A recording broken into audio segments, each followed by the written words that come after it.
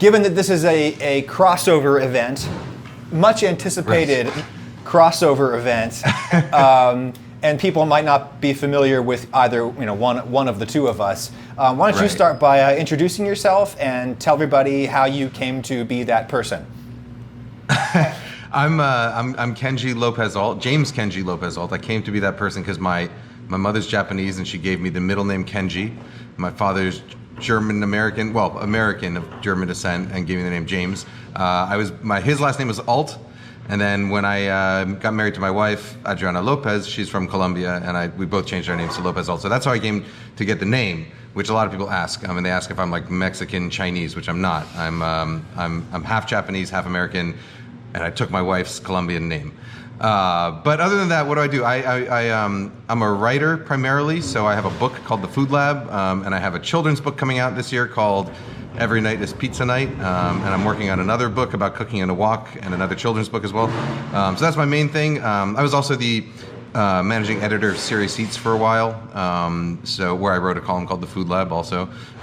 These days I have a restaurant with my partner sitting across on the other side of the camera right now, but I have a restaurant where I'm the chef, and right now all we do is serve. We're making these meal boxes that we're serving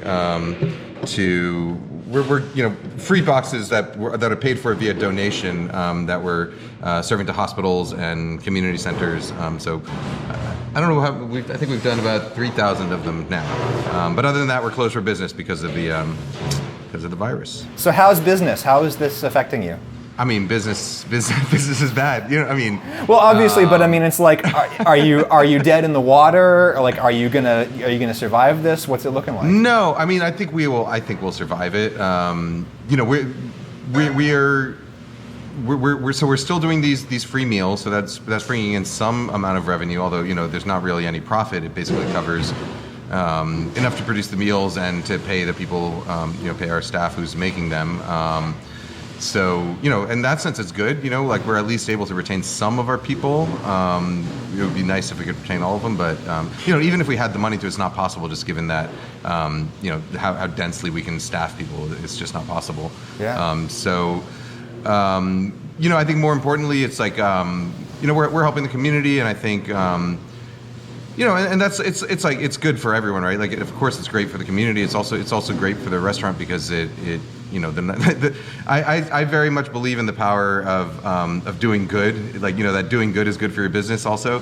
So I think the more good we're able to do, the better word of mouth we get, and the more people want to support us when we eventually do open. So so in that sense, I think it's all a win-win.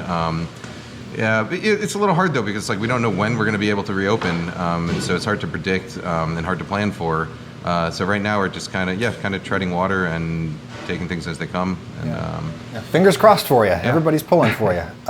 So where'd you come from? Like you're a chef, but you also clearly have a science background and a writing background. Like, how did you become the media empire that you are today?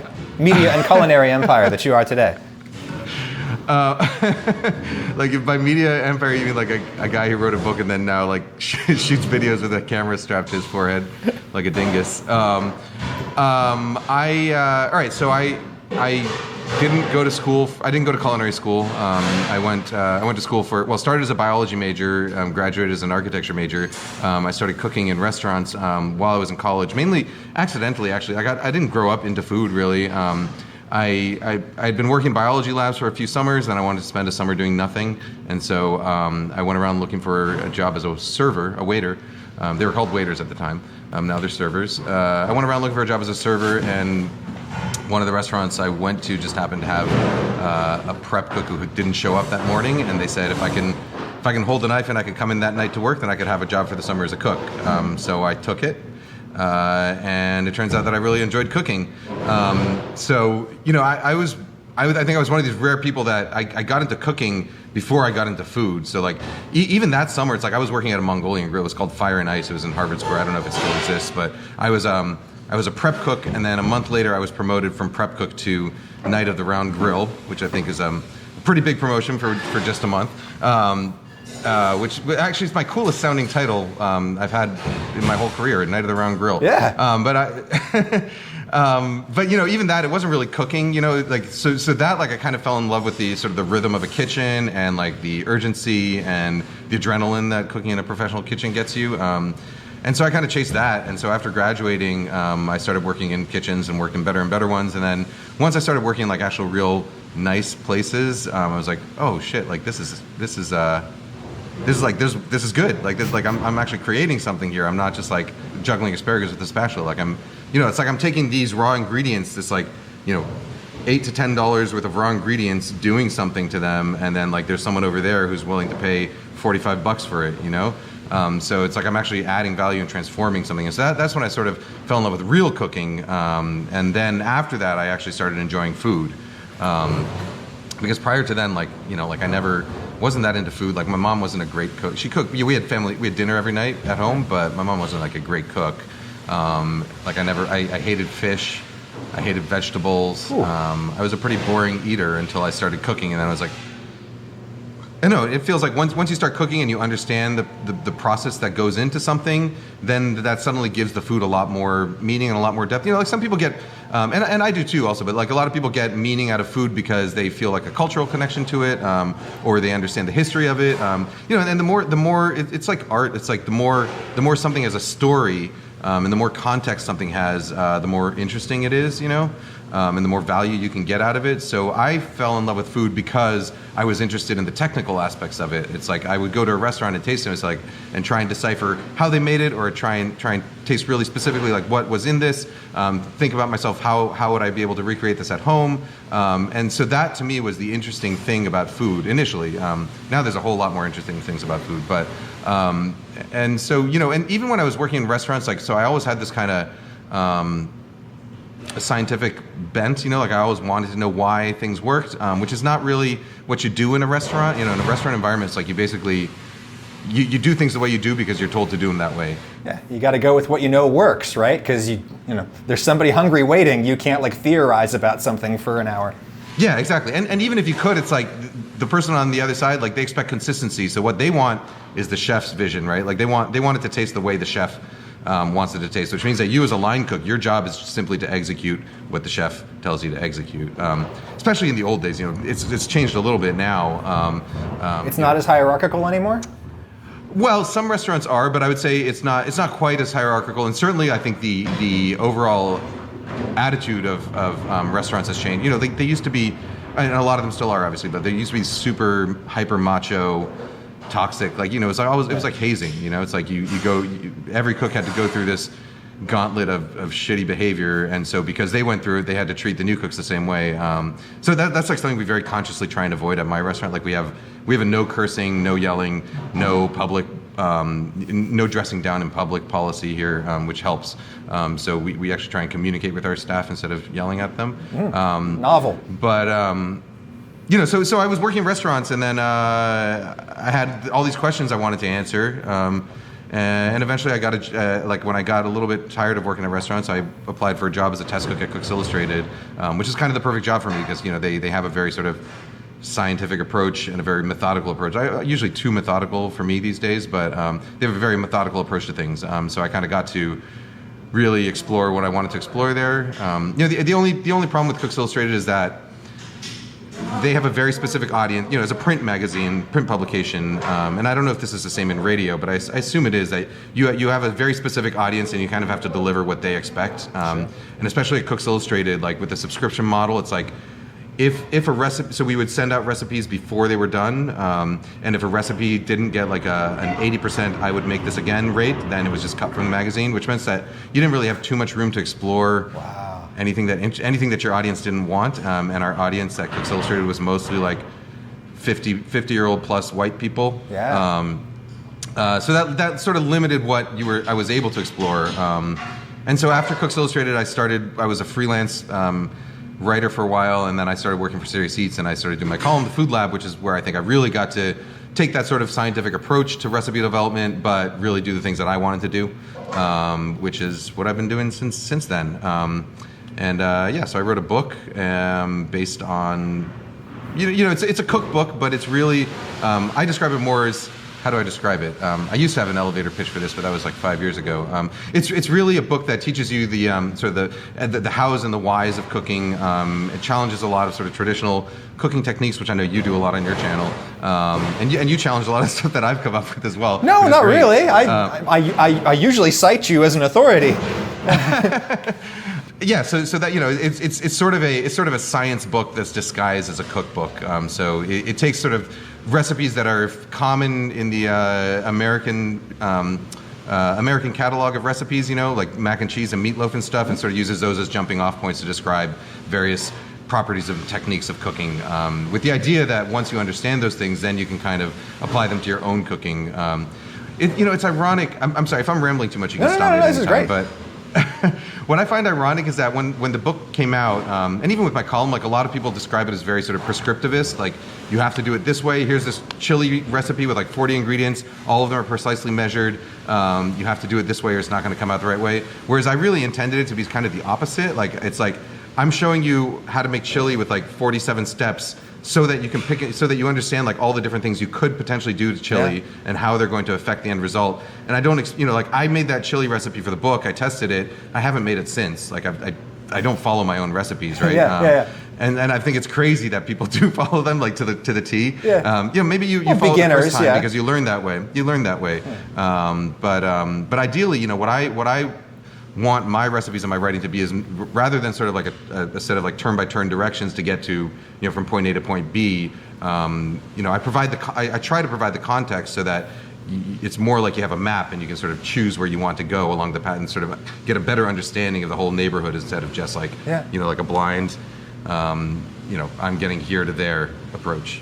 Anyhow, that's what I do. And then I opened a restaurant just because I had a kid, I had a daughter, and I stopped writing when I had my daughter, and then 6 months into it, I was like, taking care of a baby is, there's a lot of downtime, and so some friends approached me saying, hey, do you want to be the chef at this project we're working on? I was like, sure, that'll be easy. I'll do a consulting thing, and then I originally was just going to be a consulting thing, and then I think Eater wrote a story saying, oh, Kenji López-Alt is opening a restaurant. I was like, oh shit, now I'm opening a restaurant. And so it became like a much bigger investment than I expected it to be. So you opened a restaurant as a chef at the time of life when that's actually the very worst time to do it, when you have a very young person. I don't advise it. It had a definite toll on my marriage, on my personal life that I'm still like struggling to get back. But I would not advise opening a restaurant when you have a 6-month-old. What about you? So I know one of mine is trying to get in right now. Sorry. Oh sure. I have to admit I'm not I wasn't an Adam. In fact, I'm so little of a subscriber of yours that I don't even know how to pronounce your name. But Adam Ragusea, I'm assuming. There you go. You got it. I subscribed, I think, like a month and a half ago when I started doing my own videos, and people were like, "Oh, you should check out Adam Ragusea's channel." And I started watching. I was like, "Oh, this is cool." I'm not much of a consumer of media, although I'm more of a producer than a consumer of media. No, that's the way it has to. People always think that. They always want to know, like, who are you reading, who you're watching, and it's like when you make content for a living, most of your time is monopolized making your thing. Unfortunately. Yeah, exactly. Yeah. So I've watched your greatest hits, and now I watch your channel regularly. I watch the updates now. Oh, thank you. But I don't know much about your background. I know now that you were in radio. Sure. Yes. So I do know that you're a media person because I watched a video of yours about. I think it was the one about knife skills where you were saying where you're talking about how there's like a jargon in media that people use that lay people don't understand. Yeah, a secret handshake, that sort of shows you to be a member of the Brotherhood in the same way that certain knife skills might be a way of showing that you went to CIA or whatever, right? Which is like someone who was trained as a cook but is now in media. Like that metaphor was wonderful, I thought. I made it just for you. I was thinking about you. I think about you often, honestly. I think about, oh God, well. Anyway, backing on up. Hi, I'm Adam Ragusea for Kenji viewers who have no idea who this guy is. I am a man in his kitchen with a camera. I am not a chef, I am not a trained cook, or I am not any kind of culinary professional. What I am is someone who, I went to school for music to be a composer. I failed at that. That was my minor. Oh really? Oh, Yeah. fantastic! Were you at MIT? I was. Yeah. Yeah. Okay. Yeah. Good music. Good music program there. People don't realize. Where were you at school? I flunked out of Eastman, and then I finished my degree back at Penn State, where I grew up in State College, Pennsylvania. So classical or what kind of? Yeah, classical composition. Oh, what do you play? I'm a terrible piano player, terrible singer, terrible many things. But and then I went to grad school at Indiana University for composition again, and was really getting disillusioned with it. Was really not interested in it much anymore. Just because I have a person. The nice way of saying is that I'm a polymath, right? Like the nasty way of saying it is that I'm a dilettante. I want to like dip my toes into everything. Like I'm very interested in lots of things, and it was very hard for me to stay interested in one thing, regardless of what that thing was. Yeah, it's difficult to apply yourself when you get bored with something. Yeah, right? yeah, exactly. That's but how also, I feel. The thing that I think I learned about myself over the course of this process is that like I sort of, and I think this is common for young people in general, but especially young people who are prodigious in a creative pursuit, is that the people around them, your parents, your encouragers, your teachers will say, this is your thing. You're meant to do this. This is you, right? And comes a moment where, for me at least, I realized, that's not the thing that what I'm meant to do is make things, right? All kinds of things, right? It's the same part of the brain that works on the string quartet is the same part of the brain that works on the pasta. It's the same damn thing. Do you get this feeling? So when someone tells you, "Hey, this is your thing. You should do this," like, "Oh, you'd be really good at doing this," like, does that make you not want to do it? Like, do you get that thing? Because I get that thing. You get that thing? What's an example of when that happened to you? What did people say was your thing, and you were like, "Bro, that's not my thing"? Well, honestly, it's like my book. So I'm working. After my first book came out, The Food Lab, and it was like relatively successful. Then everyone's like, "When's Food Lab 2 coming out?" Or like, and my publisher was like, "No, you got to do." Like, I was like, I started writing. I was like, "All right, I guess now I'm a food science book writer," and so I started writing a second book. And then about halfway through, I was like, you know what? Like, I'd rather do other things. Like, I want to write a children's book. I want to do this. And my publisher was like, "No, like, we have this firm idea in mind about what you want to do." And it's like, no. Okay, like that's great. You have that idea. That's not what I'm going to do. Yeah. So that was like a very clear example of like, no, like I'm not going to do it. And them pushing me to do it like made me more adamant that I wasn't going to do it. So anyhow, in case anyone's watching, there is no Food Lab 2. There is going to be a book on cooking in a wok because that's what I wanted to do, but there's not going to be a Food Lab 2. At least maybe in the future. I don't know what future Kenji's going to to what extent is that like the exigencies of making a living versus just kind of choosing to bloom where you're planted and do what the world appears to want of you? So, I think I discovered while I was in high school that like I just don't do well at things that I'm not self-motivated to do. Like I can't. Ever since I was a kid, all my teachers said like, "Oh, he's going to do bad in college because he's smart, but he has trouble applying himself," which is true. Like I have trouble applying myself to just things I don't want to do, and so every career move I've made ever, and every career decision I've made has been always to like choose the path that gives me more control over what I'm doing. So like I ignored all the externality. I ignored the money aspect of it, and I just kind of went on faith that like if I do what I want to do, I'm going to do it well, and then people are going to recognize that I did it well, and then somehow a career will form from that, which is sort of what happened. But I'm sorry, we got back to me and we were talking about you. You're the more interesting person. It's fine. I disagree. I wasn't. I want to hear the rest of your story though. Mine might get relevant to what you were just saying in about 2 seconds. All right. So I was really struggling at grad school. I finished all my coursework and did okay. I did my exit exams. I finished my thesis, but I didn't actually graduate because I basically What was your thesis on? It's like an orchestra piece when you go to school for composition. It's it's like just any kind of big ensemble piece is what they want for your thesis. But anyways, so no, I did what so many people have done before me. What so many wayward creative souls, people who have a lot to think and say about the world, but have no useful things to offer the world. I did what we've done, which is you find your way into the campus public radio station. So I landed a job at WFIU, the NPR station at Indiana University, and just as a classical music announcer, and then really quickly hopped over to the news department where I'd always been a news hound and was very interested in things that happen. And then I was like, oh, this is where I'm supposed to be. This is my career, And there was another exit exam I needed to do, and I was just like, no, I'm done. Screw you guys. I'm going home. So I did that, and then I got married in Indiana, and we moved to Boston. Are you from there originally, or did you just go to college there? I was born in Boston. My family moved to New York when I was 3, and then my dad moved back to Boston when I was 10, so I spent a lot of time there, and then Gotcha. And then I lived there for like 10 years, college, and after I lived there for another 10 years. I would consider Boston my hometown, unless someone is talking about pizza or bagels, in which case I consider New York my hometown.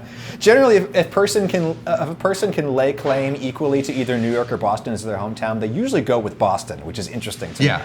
Yes. Just because maybe Boston is slightly less basic. I don't know. Less basic, more racist. That's right.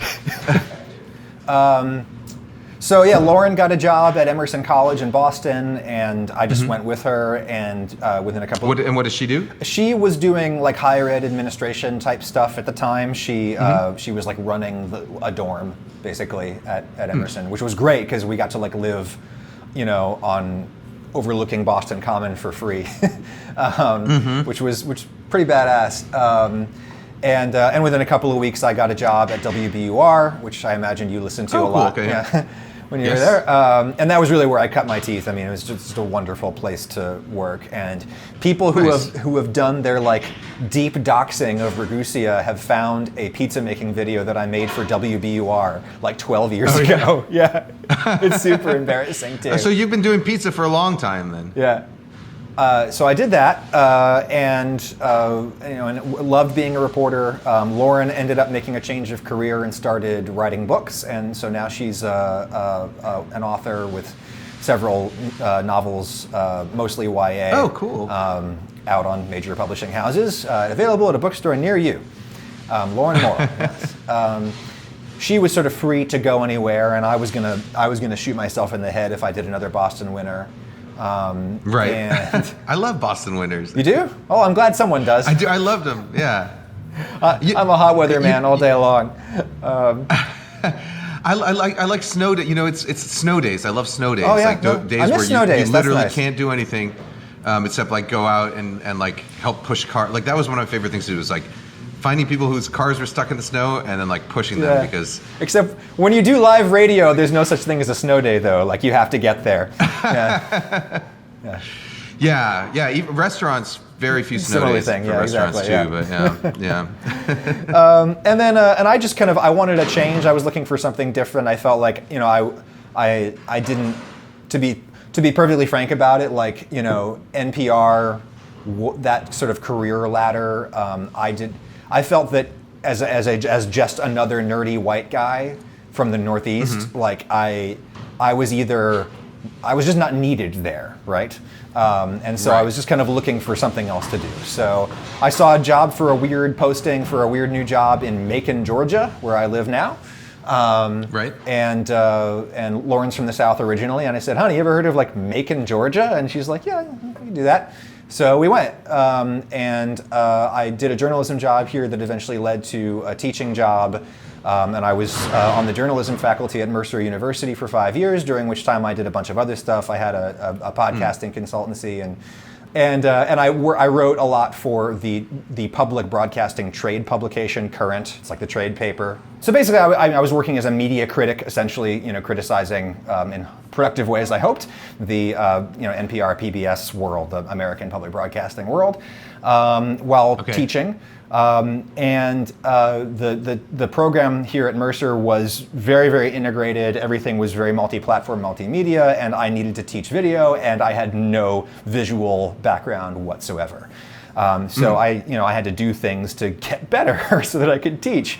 And one thing that I kind of did, I mean, I got good enough that I could do I could turn like a 90-second TV news package, but like virtually any, primate can do that.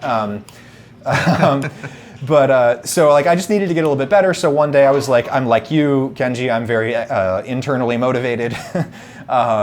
So I was like, I've been an obsessive home cook my entire life. And I've always wanted to try to make a cooking video because I have big thoughts about cooking media that I'm sure everyone is dying to hear. So I brought some gear home from school and I shot a couple of cooking videos just for practice. Are those on your channel? Yeah, it's the if people want to go back, it's like there's a roast chicken video and a steak video that are particularly poorly lit. Would they just be the oldest ones on your channel? Yeah, they're the oldest food related ones on the channel. I also have just like some other like rando crap on there if you go back far enough. I did those. And I put them on YouTube for the same reason I put all of those other videos on YouTube. It was purely a place to host video so that I could show it to my friends, right? No expectation that anything would come of it. I then had been working on this pizza recipe for a long time, and my friends had been asking me, "Hey, when are you gonna let us know this pizza recipe you're working on?" I was like, it's kind of hard to describe. I wish I could just show you. So I was like, okay, I'll just make a video. So this was like Christmas break 2018. So at the very end of 2018, December, I brought some gear home and shot my first New York style pizza video. Which I put together. 11 million views? Yeah, 11 million views, yeah. Pretty good. So again, I just threw that up just to show my friends. But yeah, it randomly, the algorithm TM selected it. Right. And it kind of blew up in about March of 2019. And, and I've been working in media professionally, in public radio, but also writing for internet publications. I've had pieces for Slate go viral limitedly and stuff like that. I've had things blow up before. And I just sort of knew from that experience that that kind of popularity, for lack of a less loaded term, is not something that anyone can create forcibly, right? It's the kind of thing that just happens organically, usually, right? Yes. And that it does not matter if that's not what you had in mind for your career or your life, right? It has chosen you. And so you grab it, with both horns and ride that bull as long as you can. And here I am. So, yeah. Well, no, I mean, this is something I've been, doing all of the kind of food investigation type stuff that I do now is stuff that I've been wanting to get around to my whole life, right? And I haven't really, I've mostly just had to rely on Kenji articles to kind of satisfy that curiosity. I'm not joking, that's true, right? Whereas does the video element of it does that, do you ever find that weighing down on you, the fact that you have to make a video out of the stuff that you're doing? In the sense that I still don't feel totally comfortable in the medium, yes. I'm trying to look at my camera lens right now, and that's still deeply uncomfortable for me, right? That's hard to get. Everyone kind of when I first started doing videos where I was appearing on camera, everyone commented about my eyes being wide, and I think it was just a manifestation of my intense concentration, trying to look at the lens and not the viewfinder. The lens, not the viewfinder. The lens, not the viewfinder. Right? There are some super old videos from when I was at Test Cook at Cooks Illustrated, I think 2007. Maybe they were on YouTube, went up on YouTube 2009, of me talking about, videos we shot at the test kitchen there where I'm just so incredibly awkward. Well, if people haven't seen those, they're going to see them now. I don't mind, but you kind of just have to get, you kind of have to get okay with understanding that you're always going to seem awkward to yourself, and the more you get over that, the more natural you end up seeming. It's just practice. Yeah, it's the same in radio, right? It's you gotta. There's a skill and practice involved to getting to sound natural. Nobody just sounds naturally.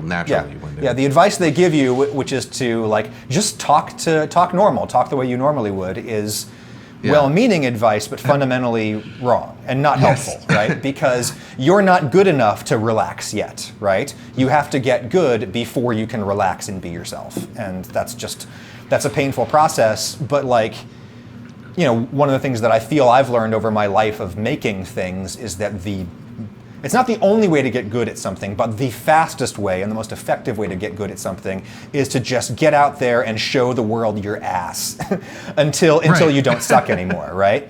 And so, yes. In many ways, I feel very fortunate that I, sort of blew up on the internet when I was 37 and not 27 or 17, right?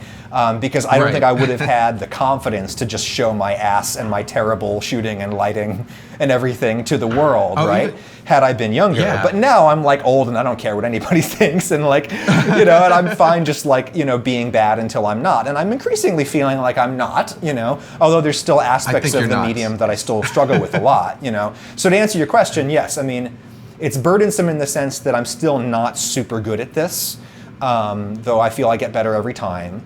But in the sense that like I have this part of my brain that likes to put things together. It's super satisfying. It's the exact same part of the brain that I wrote music with and made radio stories with and everything. The creative it's the same part. So I freaking love assembling things out of nothing. That's awesome, don't you? That's.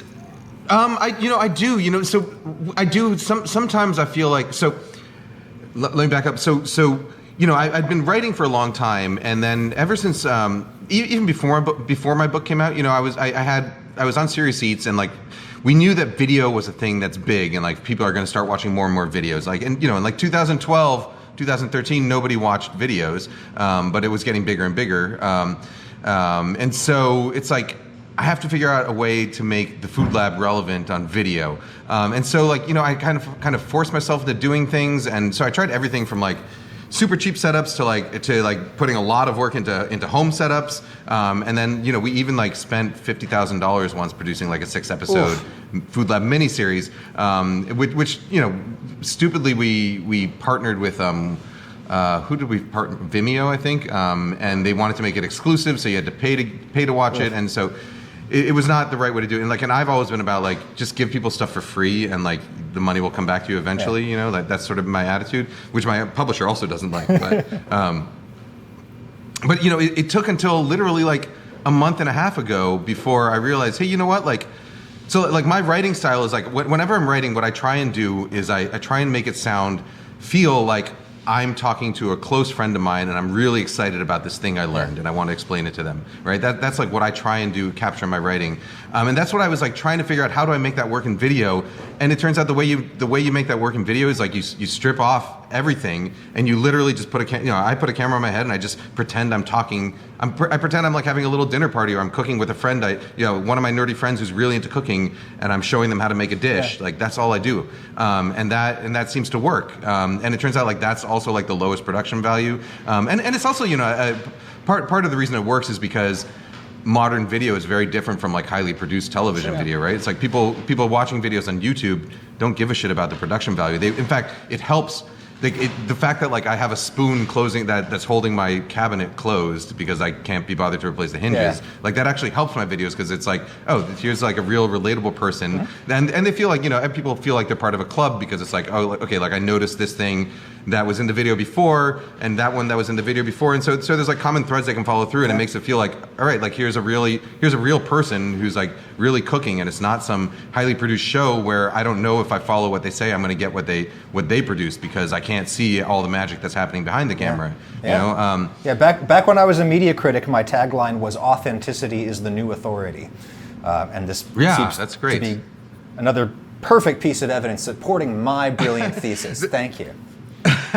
The problem I found though is that like initially when I started doing these videos, it was like, all right, all I have to do is put a camera to my head and start cooking, and that was working for a while. And now I have to catch myself and be like, because sometimes I'll think like, oh, I should do a video on this, I should do a video on that, and then like I'm like, all right, here I'm gonna plan my shopping list, and I have to like literally like catch myself and say like, no, like that's not what my channel's about. Like I'm not gonna put in the extra work to do that. If I do that, it's gonna become work, it's gonna become a project, and I'm not gonna do that. So like maybe by the time this video is out, it'll be up. But I just did a video on making New York pizza, And I was just kind of like, I don't, we're in the lockdown right now, so I didn't have the right flour. So I did a bunch of things that I normally wouldn't do. And then when I started stretching the pizza onto the peel, like it totally ripped open, like got a huge hole in it. It was ugly as fuck. But I said before, like, no matter what happens in this video, like I'm gonna post it. And so that's one of the, it's like you just have to kind of like, I know there's going to be people in the audience who are like it's going to make me lose credibility because of it. It's like, oh, like how can I trust his pizza recipes when he fucks up pizzas? And it's like, but then I think there's an even bigger part of the audience that's going to be like, all right, like it's okay to fuck up a pizza. Exactly, like, and here's how you recover from it. Anybody who's any professional pizza maker, like they have had countless fucked up pizzas, right? And like and the trick is just remember, like, it doesn't matter. Like, it's still, you can fuck up. It's it's like having a 3-year-old daughter. It's like, and you with your, I'm sure you have the same thoughts with your kids. It's like, you kind of have to teach them, like, it's okay to fuck up, and like, it doesn't make you less of a person. It doesn't make, and these are things that like I didn't learn as a kid, so I'm kind of learning them now as a 40-year-old. And so, I spent a long time kind of suppressing. Well, I think the other thing that's going on there is that it's like, you don't just make pizza, right? You do lots of things, okay? And whereas like you will no doubt get comments from guys who, and they're usually guys, who all they do is make pizza. And so they never tear their dough, right? They open up that dough perfect every single time because they do it 10,000 times a day. And I think for me it's been like, I feel that I have to come up with an answer to that guy, because that guy's implicit question to me, even if he doesn't say it, what's implicit in his comment is, why are you monkey, why are you on the internet telling people how to make pizza instead of me, right? And, and sometimes I kind of think, well, maybe it shouldn't be me. And so that's why now that I do this professionally, I've got the time to like go to restaurants and like show other people making the things that they make, right? Which is something I want to do more and more as time allows, But it's also the case that like, ultimately, the person, the end user of the product, the video, the recipe, the article, is not someone who's going to make pizza 10,000 times a day. They're going to be like you. They're far more similar to you. They're much more similar to you than they are to the and therefore, your experience is actually more relevant to them.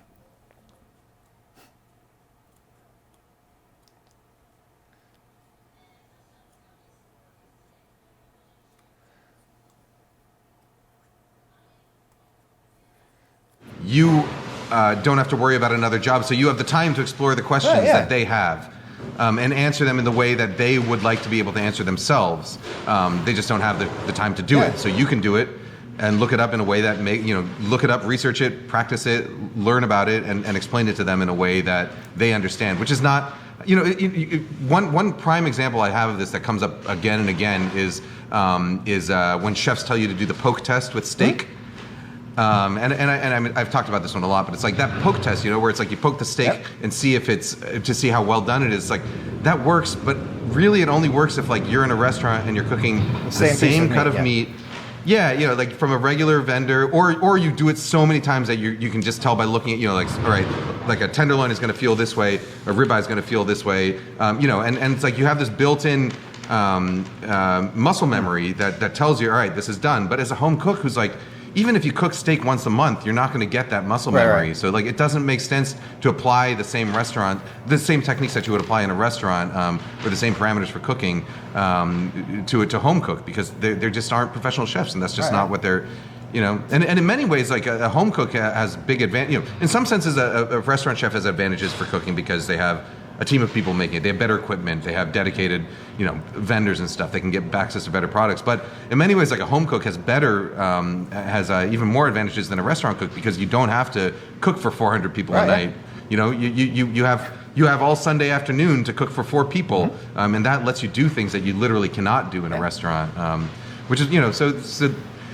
Well, this is the perfect thing for us to talk about, because I think a lot of people watching this probably want us to have beef, and that's like New York Strip. Yeah, like that, and also that, like, the main way that I encountered your work for most of the time that I've been consuming your work has been just as a member of your audience. But now the main way that I encounter your work is people send me an article or a video that you made to show me that I'm wrong, right? Oh yeah, and yeah. it's like, People and so do that so to the me steak too, one yeah. is a perfect example, right?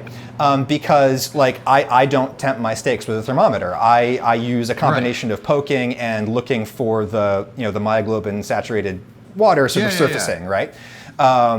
And so people will like people will send me knocked over my pepper grinder.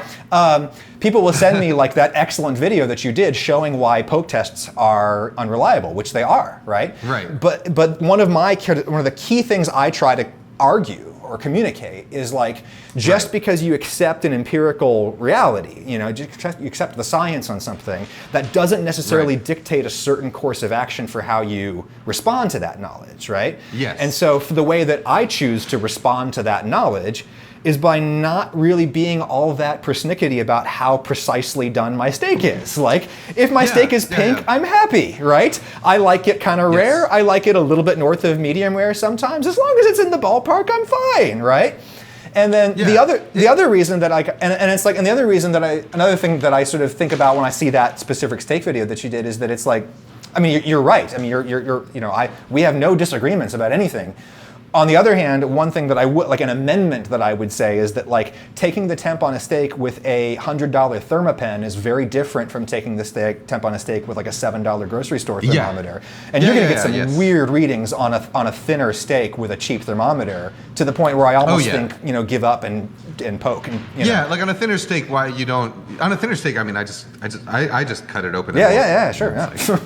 Because a steak is not a water balloon. It's not like people get this idea. It's like, oh, if you cut into it, you're going to lose all the juice. It's like, all right, like I might lose 4 drops of juice from that one little bit that I cut into. But a steak, it's not like a water balloon that's suddenly just. That's one of those classic examples of where like there's a rule that like people learn at culinary school and stuff, and it's like the reason, and it's based essentially on I would call that a myth, right? Like, I mean, you're not going to lose that much juice, right?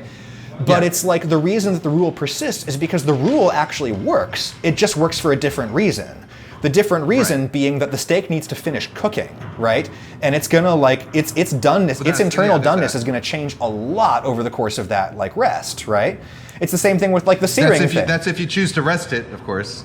But it's the same thing with like the searing thing, like the searing to seal in juices. That's wrong, but it persists because searing is good. No, Right. Yes. Right. And practitioners are called upon to figure out what works, not necessarily why it works. That's that's your job. Yeah. That brings up like one of the things that bothers me most about sort of macho chef culture is like the persistent need to have an answer for everything and like for it not to be okay to just say I don't know, like I don't know why it doesn't work. It's like you watch like a Gordon Ramsay video and it's like. A lot of of course, like he's a great chef. He's a total asshole, but he's a great chef, and he and he has a lot of techniques that work. But it's like, why can't you just say, I don't know why this works? It does. The categorically wrong things that come out of that guy's mouth, like at a regular, it's shocking. And it's also okay to sometimes say like. Sometimes I like it that way. Sometimes I like it this way. Sometimes I don't care what the result is. There you go. So this is the other kind of big thing, right? Which is like and people, so my video that is like my most viral video that is probably my video, one of my least favorite videos that I've made is this season your cutting board, not your steak video, which actually references one of your articles positively. I saw that one. Where it's not, I didn't invent, board sauces, right? Like that's a thing, right? But like, everyone is just like, dude, don't you understand? Kenji talks about how like when you season meat in advance, especially far in advance, osmosis and diffusion and blah, blah, blah. And I'm like, no, I don't deny any of that. That's all true. That's all empirically true. What I question, and I don't think that this is not a disagreement with you at all. What I would just question is the broader assumption that even seasoning is always desirable. I like heterogeneous seasoning. I like sparks of salt. I don't like things to be seasoned all the way through. And I'm not trying to. And I think that's totally fine. And I'm not trying to persuade people that they should like their food that way, right? Like what I try to do is present everything. I use the I, pronoun a lot because and people think I'm self-absorbed and I just want to project my weird, peculiar tastes on everyone else and make them like what I like. And I hope I don't give people that impression because it's totally the opposite. What I'm trying to say is like, here I am. I'm not a chef. I'm just a person who cooks a lot. And I have, over the course of my life of cooking, learned that a lot of the ideas about what is good, what a proper steak is or whatever, right, are not what I like, you know? And so what I try to say is, here's how I like it, not so that you will do it that way, but so that you can lead yourself down your own journey of figuring out what you like, what things are weird about you and what you're into, right? And it's like, and I don't think it's just macho-ness. I don't think it's just machismo in the chef culture that leads to that, right? I think it's the necessity of running a restaurant, which, you know, tell me if I'm right about this because you know a lot more about this than I do. But I would assume that it's just that, like, when you cook for other people, you have to develop this, like, platonic ideal of what the dish is or what people will want and say that's the proper way to make a steak. Whereas when I'm just cooking for myself, I don't have to do that at all. It's not so much that it's more that like you know your restaurant and your menu and your dishes are in the same sense that like you have a writing voice or you have a video voice or a radio voice that people identify. It's a branding thing. It's like people come to a restaurant expecting a certain thing, and so, you know, unless you're like a very unique case where it's like you're one of those restaurants where you're the chef who's there all the time and you're cooking for a small group of people and they expect to just be taken care of by you and you tell them what's good that day. Otherwise, like, it's like they expect a certain thing, right? And it's like you have to balance what you want to do with what the expectation is. Like, at least if you want to run a successful business, you have to care about what the audience wants also. So, you know, with my writing and stuff, it's like I care a little bit about what the audience wants, but I don't care that much because I'm the only one whose livelihood it depends on. But a restaurant, it's like it's a business, and there's like, you know, 50 people employed here, so I have to care more about myself. I mean, I don't even make money from the restaurant, so it's like I have to care literally only about the employees here. And really, so like, what is the primary source of your income these days? Is it the book? Is it the YouTube channel? The book. What is it? Well, I don't know. Maybe next year the YouTube channel will overtake it, but it's the book. Okay. The book. Which is I mean the book coming out was great because it freed me, like, from a financial sense, freed me to do a lot of other things, like be a father and open a restaurant and all that stuff. So I've never taken a salary from the restaurant. I don't. Wow. We have yet to make profit that hasn't been either reinvested or gone to investors yet. So I haven't made a penny off the restaurant. Maybe someday I will. Not this year. Not this year. Sorry, man. Not this year. Oh, that's rough. Yeah. But you know, I think one of the things people also have to remember is, like, you don't have to define what you like. You know, it's like it's okay for your taste to shift. And it's okay to not be clear on what you like, you know? It's and like something a different one way or the other day. Yeah, people will always, like, point out inconsistencies in what I do. Like, you didn't do that in this video. I'm like, I don't want to have the same thing to eat every single time. Yeah, and that's actually, like, that's one of the things that being on the internet and having this, like, weird, you know, I don't want to call them weird, but, like, being on the internet, like, exposes you to people who will literally, like, track your every move better than you do. Right, and we'll call you out on things that you didn't even think about. It's like, sometimes, like, I'll say, I'm doing it this way because of this, and then, like, a month later I might forget about that and say, all right, I'm doing it this way because of this, and it doesn't mean that, like, I'm being. I mean, I guess it doesn't mean I'm being inconsistent in a sense, but you don't have to be consistent, right? It's like food should be about what you're feeling at the moment, and that's part of the pleasure of it. It's like.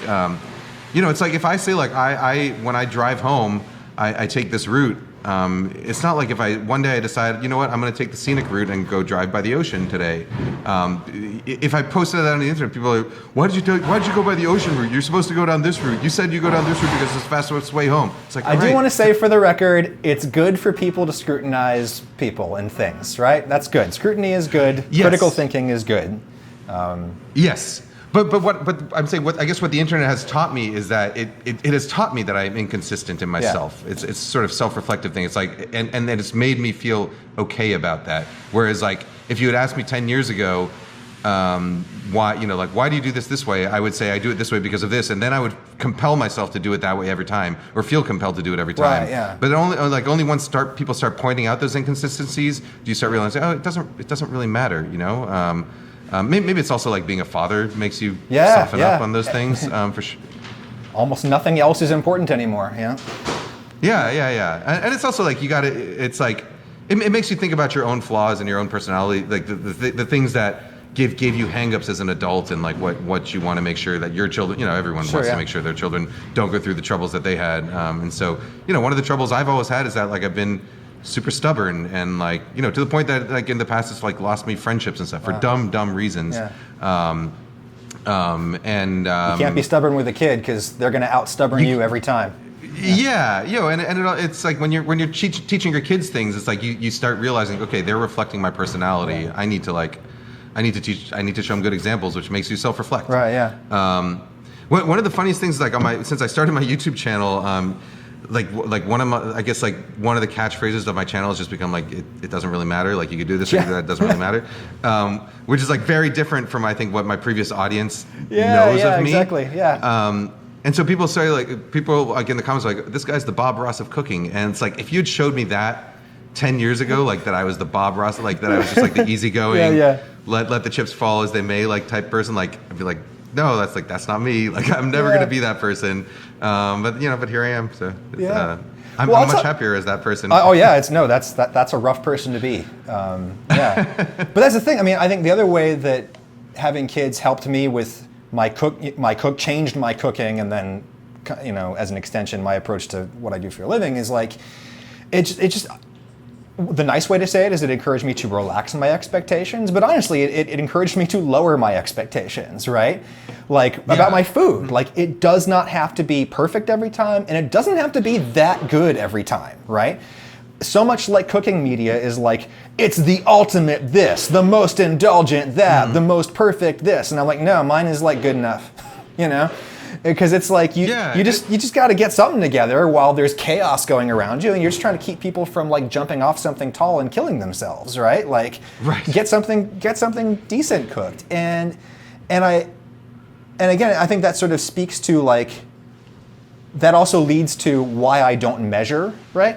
Because so like again, like anytime I measure flour with a cup, people send me an old Kenji article about how flour can exist in multiple states of compression and blah blah blah, right? Yeah. And it's all, and again, it's like, and they call me like a science denier or something, and I'm like, no, dude, I'm not denying the science. I'm just responding to it in a different way, right? Yeah. Like the way that I choose to cope with that reality is by like I start with a minimum volumetric, measurement, and then I add more based upon sight and feel, right? And the reason that I do that, apart from not wanting to get my scale out, is just that I like to have my head up when I'm cooking, right? I can't be like down in my phone looking at a recipe or down looking at a scale or any of this kind of crap. I want to be up using my senses and being present. Mostly as a preservation measure. Like I just need to see if someone is going to touch the stove. I can't have my head in math. Right. I just watched your video on the metric system versus metric versus imperial units,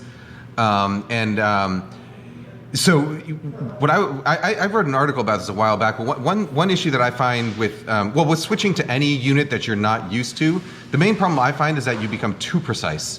Where it's like someone who's used to using imperial units, where it says like take a cup of onions and cook it, and then they suddenly see 100 grams of onions. They don't know what 100 grams of onions is supposed to look like. Right, on an intuitive level, so they can't guesstimate it, Exactly. So they end up exactly measuring out 100 grams of onions, and then they're like, all right, what do I do with this? With this 1/18th, whatever, 5/18ths of an onion that I just chopped that I have left over. Whereas like, when you become used to that sort of vernacular, you're able to scan a recipe and get more of a feel of it than having to follow the precise directions, and that's true no matter what units you're in. But that like switching back and forth between units, I find it's especially like when people take convert recipes. So it's clear when someone has converted a recipe from imperial units to metric because they get things like 453 grams of onion when they really mean 1 pound. Or whatever. But so you look at a recipe that has been converted, and then you're like, oh shit, this says 453 grams of onion. They must have been really precise about measuring that. So now I'm going to measure out exactly 453 grams of onion. It's like that doesn't take into account that's just not how you should cook. I was going to say your whole point about how the units in a given country define the recipes, right? It's like, so Gordon Ramsay says 300 milliliters of chicken stock. It's not like 300 milliliters of chicken stock is the perfect amount. It's just that 300 milliliters is what the containers come in there, right? Right, and so like most recipes have a lot more wiggle room than they actually claim to. Right. So like my recipes, like I try and make all, like if it calls for canned tomatoes, they're usually going to be in like 14.5, whatever it is, 15-ounce increments, because that's what a can of tomatoes is here, right? But it's not because I literally tried 14.5, 15, 15.5, Right, and that's the perfect 16, quantity. and decided that 15 was the right amount, Yeah. right? It's like recipes have wiggle room, especially because ingredients are consistent, right? Like the onion I buy today is not going to taste exactly the same as the onion I buy in a week. And so like, how could it be that that the exact amount of onion is correct, you know? Well, let me ask you this. This might be a good place for us to kind of wrap up. Let me ask you this. All right. Because I really I mean, one of the biggest struggles in my job now doing this is trying to anticipate the needs of my audience and not screw them up. Because the last thing I want to do is screw somebody up and cause them to ruin a bag of groceries, right? And so I'll have one approach, which will be to like write a recipe that's like really vague, and it's like, I mean, my pizza recipe, my basic pizza dough recipe is a classic example where I tell people start with 5 cups of flour and then add more as you need, just the minimum amount it takes to make it workable, right? Is what I usually say, you know? And I try to, so that's like sort of a vague approach. And I imagine that that's gonna help people, you know, not screw up, because even if they measure their flour to the gram, that could still cause all kinds of problems, because higher protein flours absorb more water, bleached flours absorb more water, atmospheric conditions can, you know, all kinds of things, right? You know, yep. As evidenced by the pizza video that I'm going to put up soon with the totally failed pizza crust, which was measured on a scale. B-roll that you're going to send me goes there right now. You know, so that's, on the one hand, like I think, okay, I'm anticipating their needs, I'm showing them how to feel through this rather than giving them sort of a precise thing to follow. That's going to set them up for success. But every day I wake up to like 3 emails or DMs from kids being like, hey, I tried your like pizza dough, but like the dough is super like wet. It's like too battery. Like I put in exactly the amount of flour you told me to. And I'm like, dude, no, I said you need to keep adding more. And I just don't, I wish, you know what I want to do? I want to do like a study. I want to commission like a research firm to like find out which style of recipe tends to be more successful for people in practice. But I can't do that. Or maybe we can do that. Maybe we should do that. Let's go Dutch on that. Yeah, well, see, I mean, you know, the difficulty there is that well, I think recipes tend to have self-selecting audiences.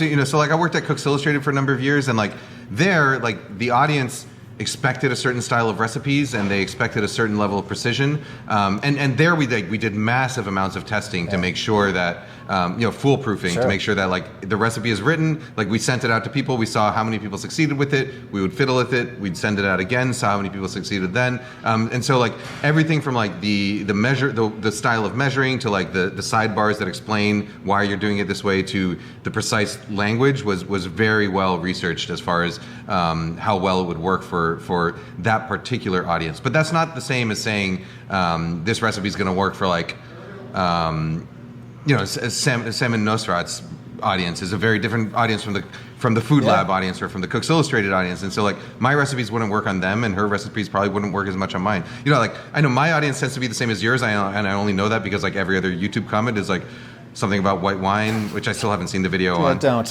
White wine or like seasoning the board, which I have seen the video on. I'm so sorry. So I know we have a widely overlapping audience. So hopefully this will be interesting to them.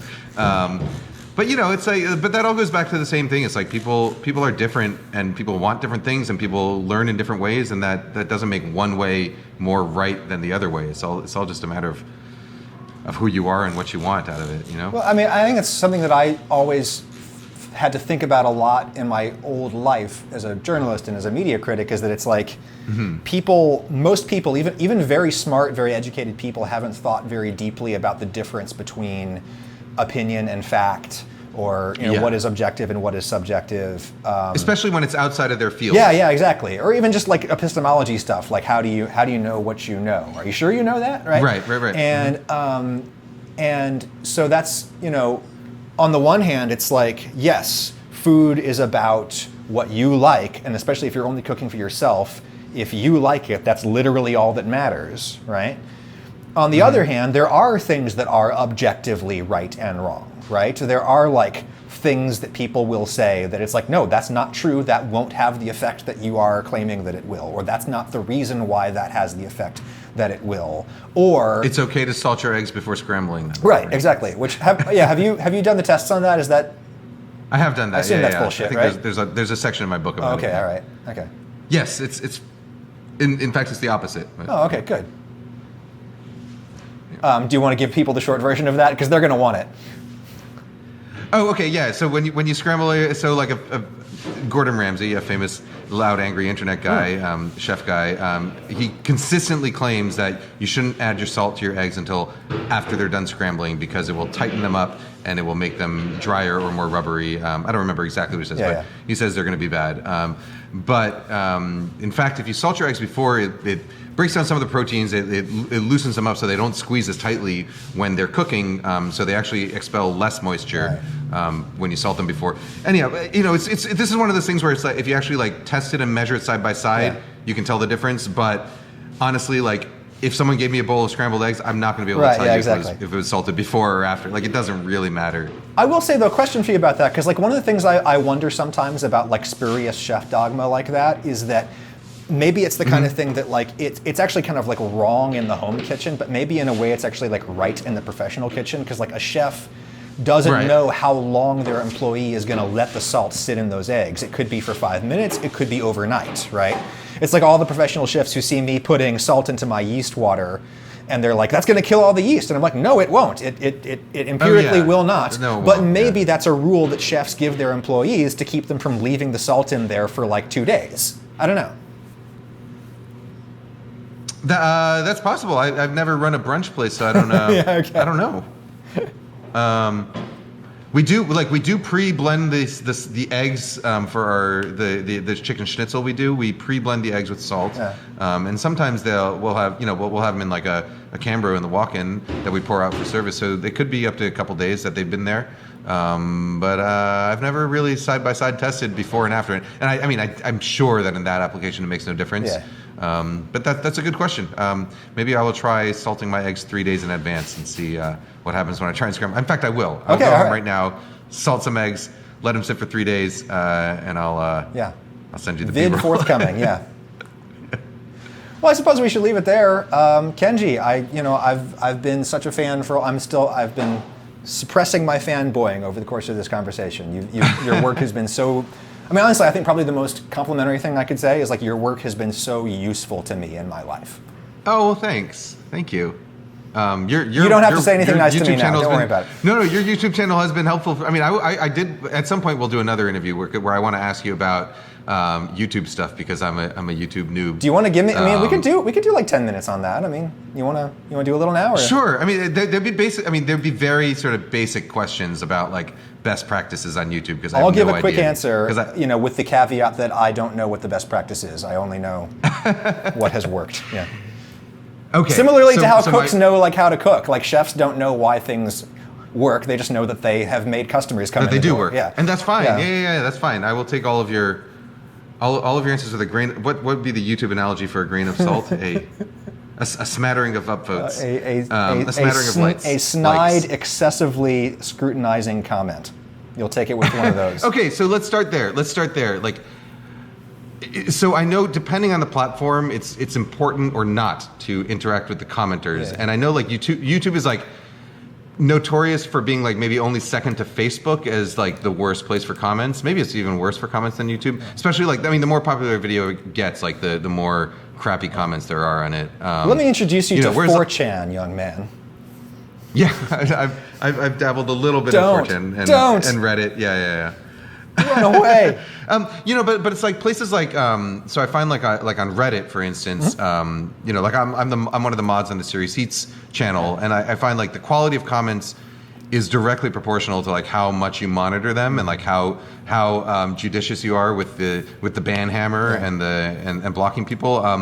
Do you find it's important to first of all interact with comments on YouTube, and then secondly, like how do you think it's useful or not to to hide comments, delete comments, bad comments. Not for disagreeing with you, but Sure, for yeah. just like generally being assholes. Like it's like I don't want people to come here and have to experience assholes. So my people are no doubt laughing through your entire asking of that question, because I'm like the worst person to consult on this, because I have, I've really struggled with this, and Right. because I have a pugnacious streak. And Yeah. I can get into it with people, and it's usually bad. Like, no, it's always bad. That's a bad thing to do, right? So here's, for what it's worth. That's why I have a self-imposed ban for myself on Twitter. Like I quit Twitter for a while because I couldn't. That's one of the good ways of approaching it. The way that I have settled into it now, where I've arrived at a kind of a détente with my comment sections, I think, at this point, is by it's a technique that I took from a channel called 12 Tone, which people should go and check out. It's a really great music analysis channel, and what they do is Corey. I think I follow 12 Tone. Basically looks at the comments right when the video goes live, right, and reads them for about an hour.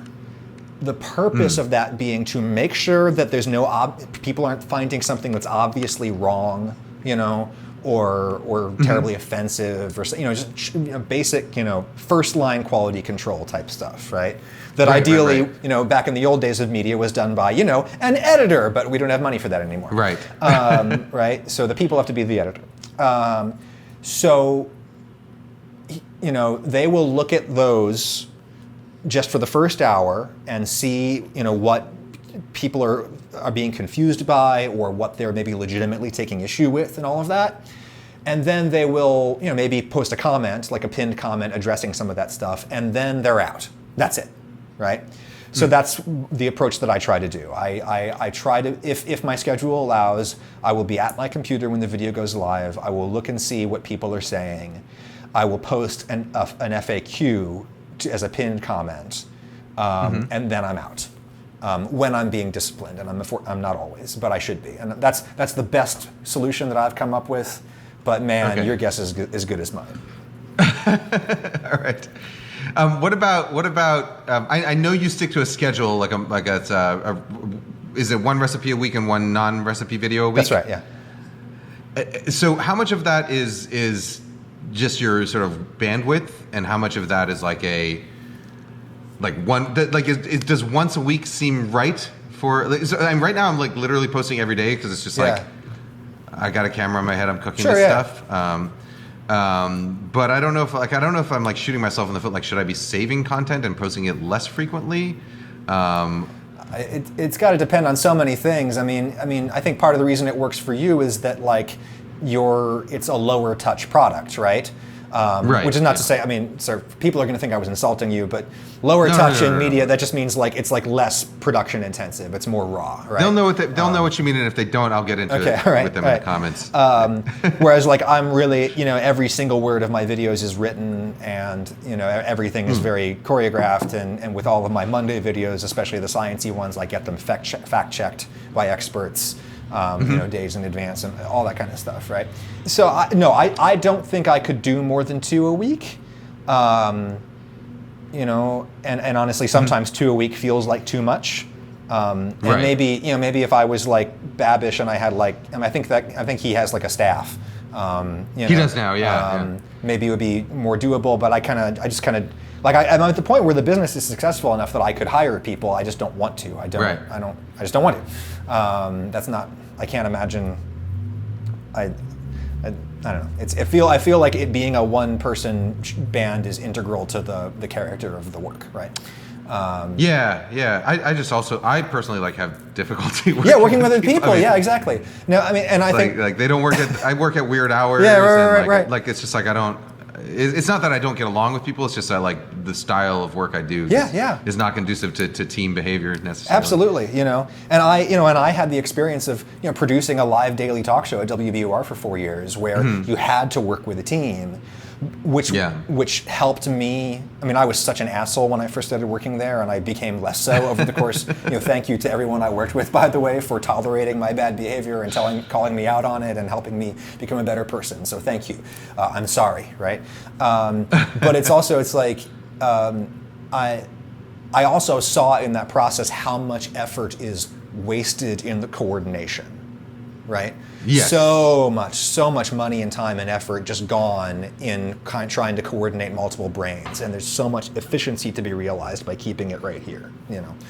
So anyway, so yeah, I think 2 a week has worked for me with the style of video that I do and how I'm making it, and then also with the fact that I've been very aggressive about monetization in ways that have turned off lots of viewers, but luckily haven't turned off enough of them. In right? what way? So I know you do sponsorships. Yeah, I do a your sponsorship in videos, almost every video. Yeah. And then and as far as like ads, do you do like you don't do pre-roll, like unskippable pre-roll? Do you do any pre-roll? Yeah, I let them do the pre-roll. I never let them do the mid-roll. Those are so disruptive. I let them do. I mean, the thing about I think I do let them do the unskippable pre-roll. But the thing is that like once you do that, you see how few of those there are. They just don't sell a lot of those. Is that? Yeah. It's not like it automatically. No. I think I don't know what it is. Maybe they're pricing them too high, but for whatever it is, they're not selling a lot of those. That's only like I have no idea. It's like 5% of my income is like if I look at it, is like the non-skippable pre-rolls. Yeah. And did you go through a period without it and then add it, and was there? Yes, yeah, did you do an A/B? Exactly, and there's like nothing. It's just they just don't get that many. It's that simple. Yeah. Oh, okay. Well, maybe I'll try that. Yeah, then. you could try it, but again, but don't expect it to yield much either. No. I'm not. I mean, whatever. Like, So for me, like So when I started doing this channel, my channel's been around a long time, and I've just randomly uploaded things, and then. And then at some point it's like that. I had this dumb grilled cheese video that I shot one night, late at night, that has like 5.something million views. And I was looking at my YouTube channel, I was like, oh, like I have this video that has a lot. And then I look back and I was like, oh shit, a lot of these like first person things where I strap it. Like I never really paid attention to the views on them. Yeah. I was like, oh wait, these have a lot of views. Maybe I should try. I wonder what would happen if I monetize them, or whatever. Make a new one and monetize it. It's like, oh, okay. Like I made some money there. I guess this is an easy thing. I can try it. And then I realized, and then after doing that, I realized, oh, it's actually fun to do these things. Yeah. And so if I can get like a revenue stream and have fun doing it, then why not? I've always held off putting pre-roll ads, but maybe I'll try it now. Yeah, the unskippable pre-rolls, they're just it's a non-issue. There just aren't that enough. Okay, well that is very interesting to know. What about this is also some nitty-gritty stuff, but like tags. Do you put tags in your videos? I do. I use a Chrome extension called TubeBuddy, which has a lot of functions that are, in my view, useless. TubeBuddy. But their sort of killer app is their tag tool, which will auto-generate a whole bunch of tags for you, and it will auto-test it. It'll test them and it'll rank them, right? But I'm about to stop using that, I think, too, because YouTube. You can never know. You never know exactly what's behind the curtain, but YouTube has said that that tags aren't very important anymore in the algorithm. Oh, okay. Yeah. Well, that's good to know because I don't use them. Yeah. Well, what they say they're useful for is that if there are things in your video, keywords in your video that are commonly misspelled, put the commonly misspelled versions in the tags, right? Or in the case of things like French macaroons, otherwise known as macarons, right? Two different spellings of the same thing, right? That was a perfect opportunity for me to use tags, right? Got it. So but yeah, I choose to take YouTube at their word, and they're telling me that tags aren't worth the effort, so I'm probably going to stop, even subscribing to TubeBuddy. Sorry, TubeBuddy. Good product. What about interacting with other YouTubers? I don't know. This is my first one of those. Okay. All right. This is my second one, although I think it's like the. I talked with Alex, French guy, cooking guy, a couple days ago, which is very fun. But yeah, those have been my first couple of interviews. So you have no answer. No.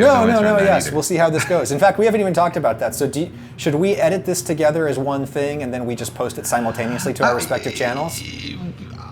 Whatever you think. Let's do that. That sounds good. Unless you want to do your own edit on it. I don't know. Originally I was thinking like I would ask you questions about like YouTube stuff, and you would ask me questions about cooking stuff. But I feel like it's all just kind of lumped together. Which brings us right back to where we started: creativity. It's all the same thing. Yeah. That's called an arc, boys and girls. An arc. We should just Do you ever do live stuff? Do you I ever do haven't. stuff on YouTube other than my wife my wife, who's like really, really good at social media, and as authors have to be these days, as you know. My wife, who's like killer on Instagram and stuff, really discourages me from live streams. What's your wife on Instagram? Lauren Morrill at Lauren Morrill, and she just thinks. I mean, she finds live streams to be really tedious. So I do audience Q&As. It's like a show, a segment called Ask Adam, but I solicit questions in advance, and then I do at least a minimal edit on the video to keep it reasonably tight. I try to keep my channel to be a place for tight stuff, and in fact, this will be one of the loosest things I've ever put on the channel, and the only reason I'm okay with that is that I'm not going to do it as one of my regular releases. I want to do it as a bonus, you know. All right. I'm following your wife now. Okay, yeah. Lauren E. Yeah, Morrill. that's her. Yeah. Author Mama, meant to be better than the best plan, and it's kind of cheesy love story. Yes, those are some of her many titles available at a fine bookstore near you.